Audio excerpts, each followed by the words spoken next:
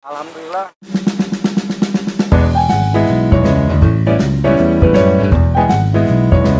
Dalam periode ini saya lengkap di Trans TV, Senin sampai Jumat saya jadi penulis. Saya juga jadi sutradara di program ketenagakerjaan.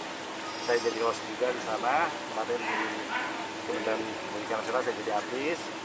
Jadi ya, hampir semuanya dijalanin. Sekarang juga saya lagi nulis untuk film layar lebar. Ya semuanya saya jalanin, alhamdulillah. Sangat sulit sih memang ya. Tapi selalu ada jalan lah. Artinya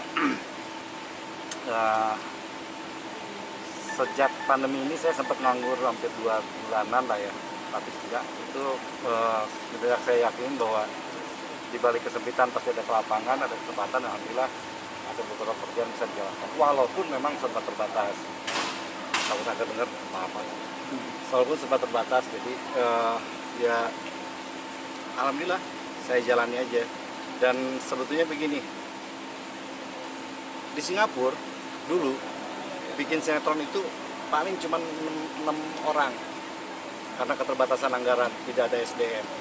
Tapi hasilnya pas saya lihat judulnya bara judulnya, bagus banget. Karena mereka dari kesempitan yang ada betul-betul mereka berkreasi bagaimana menciptakan sesuatu. Padahal di sinetron ini sih satu sinetron itu kan krunya bisa 30, 40 sampai 50 orang. Hasilnya masih kalah waktu itu sama yang Singapura punya. Nah, kenapa saya cerita itu? Nah, hari ini kita banyak keterbatasan. Mudah-mudahan keterbatasan yang sekarang terjadi karena COVID ini bisa menjadi giro, menjadi spirit kita untuk berkreativitas, bagaimana membuat sesuatu, bagaimana bertahan hidup, bagaimana kita membuktikan diri bahwa kita betul-betul bersekutu-ikhlas atas akal yang sudah Tuhan berikan untuk berkreasi. Itu sih sebetulnya hikmah dari kondisi COVID. Jangan pernah berhenti berkarya, kita harus tetap berkarya. Saya aja dari zaman dulu diajakin main TikTok nggak pernah mau. Justru pandemi lah saya main TikTokan gitu kan akhirnya. Mas Ikang segala macam teman-teman, Kang TikTokan lagi. Saya kaget, padahal saya iseng itu karena ngisi pandemi. Ternyata sekecil apapun karya kita bisa memberikan dampak yang baik untuk orang lain, untuk diri kita sendiri. Jadi ya jangan pernah berhenti berkarya. Dan saya masih tetap syuting, masih tetap jalan. Yang penting protokol kesehatan kita jalani terus. Saya tetap mandi, walaupun saya nggak minta dimandiin orang. Saya masih cuci tangan, masih pulang harus mandi juga. Apalagi kalau malam Jumat ya, mandi besar. Nah, ini di sini memang, oke, saya dulu pernah di pemerintahan. Memang ada beberapa hal yang harus kita tutupi, ada beberapa hal yang harus kita sampaikan. Itu, oke, setuju. Tapi apa yang kita tutupi itu bukan berarti kita lantas diam. Jadi pemerintah, harapan saya, terutama di Kementerian Kesehatan, di pemerintah, harapan saya jangan menutupi kondisi tanpa ada solusi. Ketika nanti terbongkar muncul, akhirnya menimbulkan kepanikan-kepanikan yang luar biasa. Nah, masyarakat Indonesia itu pada dasarnya penurut apabila pemerintah menyelesaikan krisis kepercayaan. Kalau krisis kepercayaan sekarang masih terus berjalan, susah. Sekarang beginilah, kalau kita mindahin handphone dari sini ke sini aman.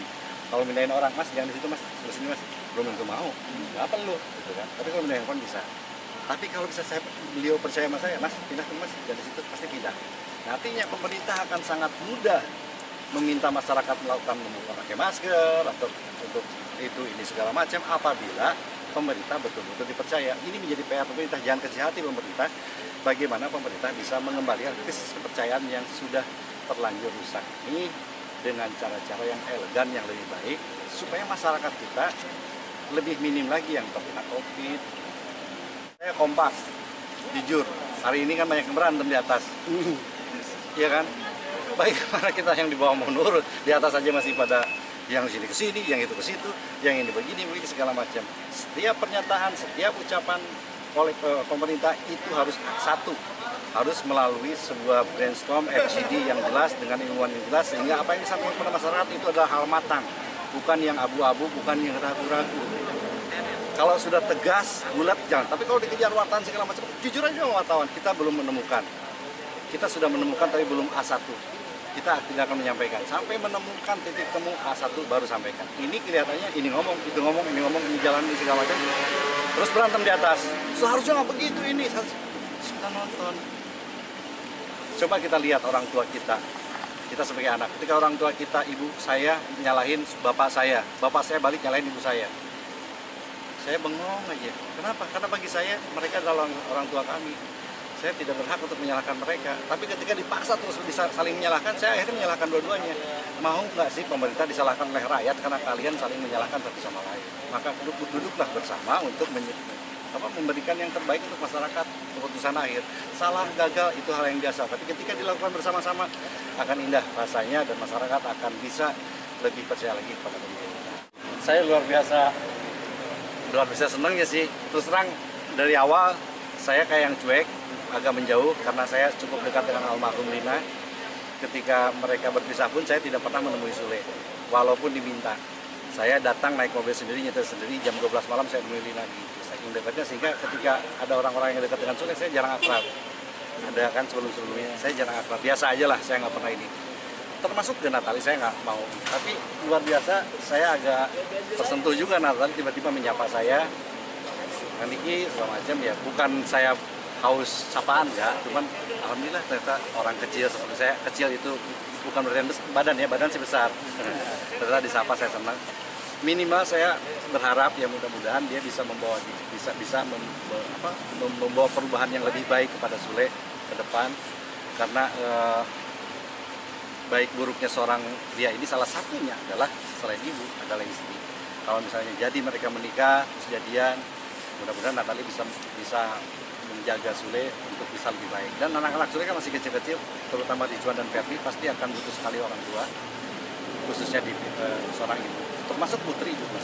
Jadi saya sangat berharap banyak, apalagi setelah saya tahu bahwa dia mau alap bukan karena cinta Sule, tapi mau alap sudah diniatkan beberapa tahun yang lalu.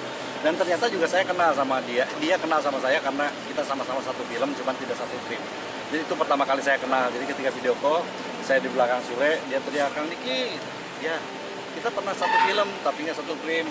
Oh iya, tapi saya belum lihat wajahnya, jelas baru 2 hari ini saya ketemu. Surprise banget karena saya tuh paling males, mohon maaf kalau ada yang tersinggung, saya paling males sama teman-teman artis yang main settingan kayaknya nggak kreatif lagi gitu kan, seolah-olah yang akhirnya akan mematikan artis-artis lain yang punya prestasi, yang punya karya, karena namanya akan jadi kalah oleh orang-orang yang biasa settingan. Saya secara pribadi sangat menyayangkan. Maka saya tidak terlalu tertarik dengan isu dan segala macam. Maka ketika lihat, wah ini saya ngerasainnya ini asli nih, baru mau ngobrol. Biasanya saya cuek. Kalau saya lihat enggak, karena sebelumnya saya pernah nyutradarain dan Sule pemainnya, dan Sule diisukan punya pacar si A itu pemain juga di FTV. Feeling, tapi nggak tahu ya, saya bisa jadi salah. Ini bohongan nih gitu loh. Saya sutradaranya, kebetulan saya penulisnya, sutradaranya pemainnya ya mereka berdua, tapi kok di hati kayaknya enggak deh. Dan ternyata istri saya, teman saya nggak kayak apa itu. Alam lah. Feelingnya agak lain nih. Itu udah beda ya. Agak lain, dia mau akrab, mau menanyakan itu segala macam, menanyakan ini. Pas saya lihat ngejar Ferdi, tadi Ferdi pas lagi kemarin ya, 2 hari yang lalu, Ferdi kayak yang lagi bete karena nemenin papanya syuting gimana, tiba-tiba dia ngeraih Ferdi, ngajak jalan terus segala. Barusan juga baru pulang jalan. Ini ada sesuatu, dan itu tidak pernah terjadi sama yang sebelum-sebelumnya. Feeling saya bisa jadi salah, saya merasa ini kayaknya serius nih. Tapi seriusnya Sule ke Natali bukan serius Sule ke saya. Ya, saya mencoba membatasi diri untuk masalah pribadi. Kalau dia nanya, ya dulu dia suka nanya, suka curhat, ini begini segala macam, suka curhat. Sekarang dia nggak pernah curhat mengenai hal ini. Pernah curhat waktu itu karena dia terkait dengan tulisan saya, karena saya kan diperintahkan oleh TV yang bos yang lebih atas di TV, bukan TV ini ya, TV yang lain. Kalau dibikinin gosip ini, saya nggak demen begitu sepertinya. Sule juga sama, jangan deh, gitu kan. Sule lagi, tapi nggak bilang Natali ya, Sule lagi deket sama cewek, ntar dia cemburu, ntar gimana. Pernah Sule ngomong begitu sama saya, emang iya ceweknya siapa? Adalah nah nggak cerita. Nah setelah sekian lama baru saya ketemu, ini dan saya nggak bertanya, yang dulu itu yang ini, bukan. Saya nggak nanya gitu, takutnya disangka saya pengen juga gitu. Saya udah punya istri. Enggak sih, cuma tadi sempat mesra, gitu kan, tawa aja Sule gitu kan. Sule kan paling susah senyum dia sama orangnya, Sule gitu kan, paling susah dia senyum. Emang gimana ya, saya sampai curiga ketika keluar ini memang gitu dia pernah ngomong juga di Boteban, salah satu ilmu yang tidak sempat saya pelajari dari Diki Chandra adalah senyum, tapi pelan-pelan udah lebih baik lagi. Dan saya berharap Matali salah satu menjadi bagian dari yang bisa membuat Sule berubah, bisa tersenyum, karena senyum itu tidak, kita bersyukur kita bisa tersenyum, karena tidak semua orang punya anugerah senyum. Ada beberapa yang susah mau senyum, mau di gimana juga pasti. Saya juga termasuk orang yang nggak bisa senyum ketika buang air besar, malu kayak kalau senyum. Supportnya saya sih berharap bahwa pilihan Sule, pilihan hati Sule itu bisa menjadi acuan, tapi ada lagi pilihan yang lain yaitu istikharah. Lihat, mintalah sama Allah, mudah-mudahan apa yang ada di hati dia, apa yang ada dikendalikan betul agar keputusan tidak berdasarkan emosi dan betul-betul petunjuk dari Tuhan, karena pernikahan itu bukan main-main. Pernikahan itu adalah satu hal yang akan membawa indah nanti kita di akhirat. Dan insya Allah saya akan sampaikan itu, mudah-mudahan dia juga lihat ini segala macam. Kalau misalnya ketemu dia minta, pasti saya akan kasih tahu. Saya nggak berani memberi kalau tanpa diminta, kalau takutnya dibilang sok tua lah, sok nasihatin, saya nggak mau. Saya makanya dipanggilnya Abah sama Andre sama siapa segala macam itu karena saya tidak pernah mau ikut campur.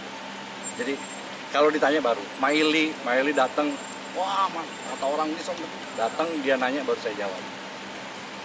Andre juga kemarin dari produser, Kang coba Andre ini dong dideketin, ada masalah apa kalau gini, ketika misalnya lagi ngedrop. Saya nggak berani, kalau nggak ada pertanyaan dari mereka saya siap. Anak-anak saya nanya, Kang ini gimana Pak? Kalau enggak, mungkin ada yang mau curhat sama saya sih.